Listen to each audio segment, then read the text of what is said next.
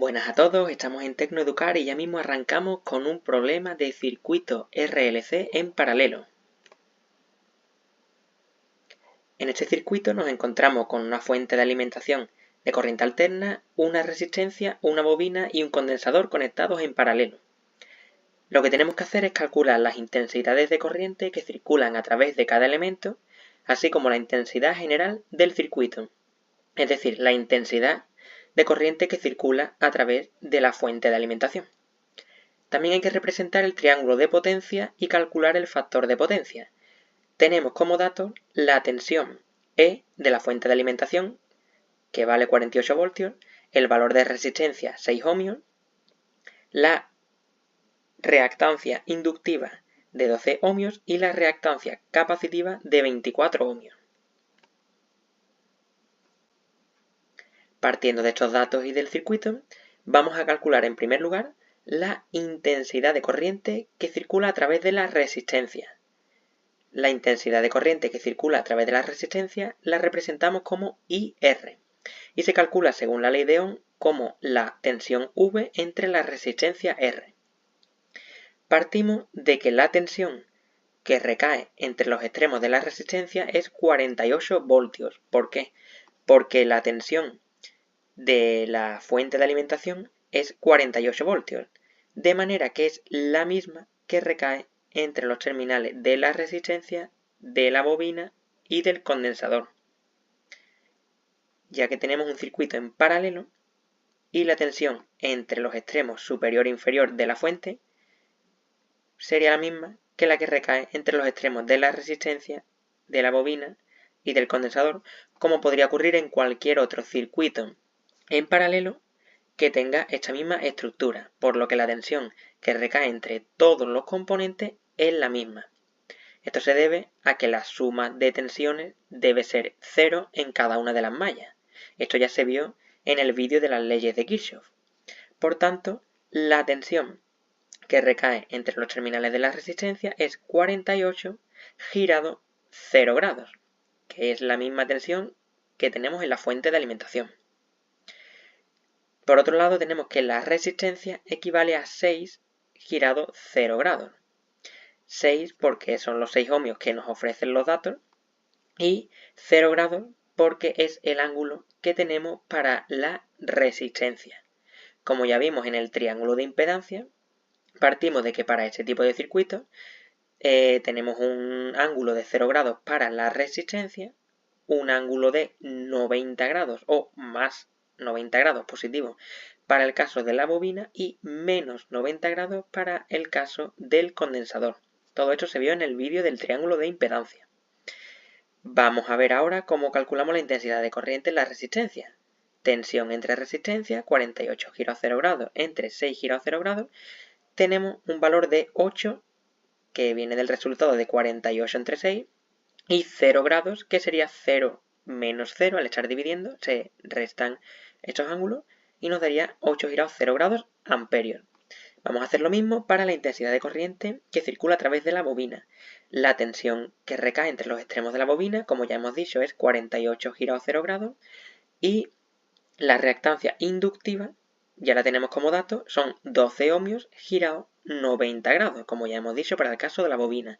Por lo tanto, 48 entre 12 nos dan 4 y 0 menos 90, 0 grados menos 90 grados al estar dividiendo, quedarían 4 girados menos 90 grados amperios.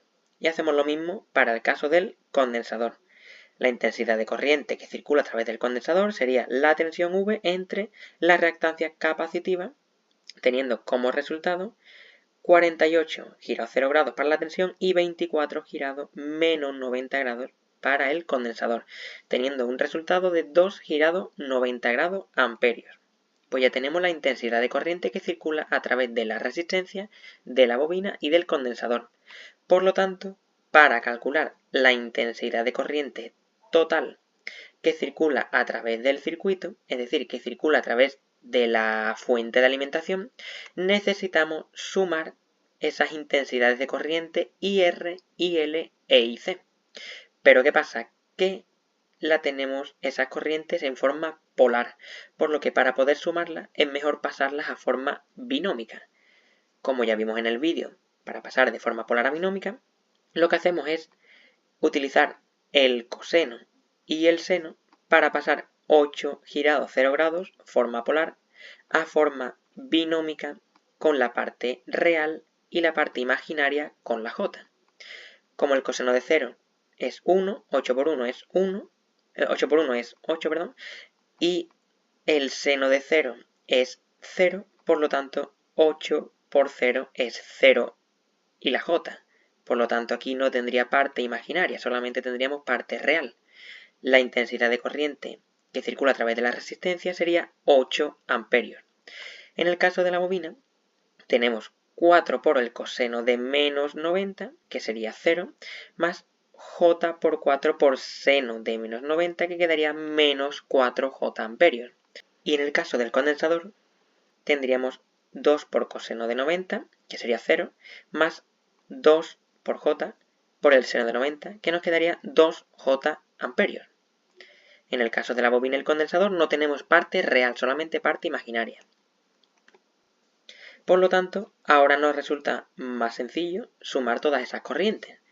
Tendríamos que la IR es 8, la IL menos 4J y la IC más 2J. Por lo tanto, la intensidad de corriente total que circula a través de la fuente de alimentación nos quedaría 8 menos 2J, o lo que es lo mismo en forma polar, 8,25 girado menos 14,04 grados amperios. Para pasar de forma polar a binómica y al contrario, tenemos el vídeo para ello. Podéis buscarlo en el canal. Lo que vamos a hacer ahora es calcular las distintas potencias activa, reactiva y aparente para representar el triángulo de potencia. ¿Qué necesitamos para ello? Bueno, pues en primer lugar, para la potencia aparente S, necesitamos la tensión V y la intensidad de corriente I. La tensión V ya la tenemos, 48 voltios, y la intensidad de corriente total es la que hemos calculado. Entonces sería 48 por 8,25, nos daría un total de 396 voltios amperios. Para el caso de la potencia activa, lo calcularíamos a partir de la potencia aparente por el coseno de phi, que sería 396 por coseno de 14,04 grados. ¿Y por qué 14,04 grados y no menos 14,04 grados como tenemos aquí en la intensidad total? Porque nosotros el ángulo phi lo obtenemos del ángulo del triángulo de impedancias, o en este caso también del triángulo de potencias, es el que vamos a usar, pero tenemos que tener en cuenta el triángulo de impedancias, y en el triángulo de impedancias el ángulo es 14,04 grados, no menos 14,04 grados que tenemos en la corriente. Por lo tanto, obtenemos el valor de la potencia activa, que sería 384,17 vatios, y para el caso de la potencia reactiva utilizamos el seno del ángulo, el seno de phi, y obtenemos 96,07 voltio amperio reactivo. Vamos a representar el triángulo de potencia con la potencia activa, la potencia reactiva y la potencia aparente y el ángulo de desfase phi. Y por último calculamos el factor de potencia, que es muy sencillo, simplemente tendríamos que calcular el coseno del ángulo phi, el coseno de 14,04 grados, y nos obtenemos un valor de 0,1. Por tanto, el factor de potencia tiene un valor muy pequeño y este circuito no sería muy eficiente en este sentido, por lo que sería conveniente utilizar una batería de condensadores o realizar alguna modificación en el circuito para, considerando este valor y el valor de la capacidad del condensador, para poder modificarlo en otro que tuviera un factor de potencia más alto. Y de esa manera tendríamos un circuito más eficiente. Y con ello ya hemos resuelto este ejemplo, este circuito, para obtener todas estas valores de intensidad de corriente total y potencia para el caso de un circuito RLC en paralelo.